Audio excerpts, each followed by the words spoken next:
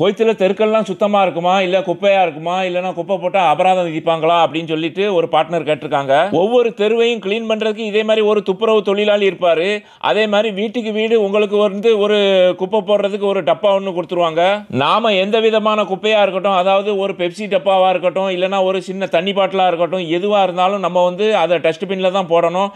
அதை தவிர நம்ம வெளியில் வீசணும்னு சொன்னால் கவர்மெண்ட் ஆட்கள் பார்த்தாங்கன்னு சொன்னால் அதுக்கு கண்டிப்பாக வந்து ஒரு பெரிய ஃபைன் உண்டு. இந்த வீட்டில் வச்சிருக்க டஸ்ட்பின்ல சேரக்கூடிய குப்பையை எடுக்கிறதுக்கு தினமுமே மிட் நைட்ல லாரியில வந்து அவங்க வந்து எடுத்துட்டு போயிருவாங்க. அதே மாதிரி சோபா, கட்லு, மெத்த இந்த மாதிரி பெரிய பொருட்களா இருந்தா அதுக்குமே வந்து தனி லாரி வச்சிருக்காங்க. அதே மாதிரி வீட்டை உடைச்சு டைல்ஸ் கல்லு, அதுக்கப்புறம் அந்த மரங்களை வெட்டி போட்டா அதுக்குமே வந்து தனியாட்ட ஒரு வண்டி வச்சிருக்காங்க. இந்த மாதிரி பெரிய ரோடுகளை வந்து வாரத்துக்கு ஒரு மட்டும் அதையுமே அவங்க வந்து கம்ப்ளீட்டா கிளீன் பண்ணிடுவாங்க.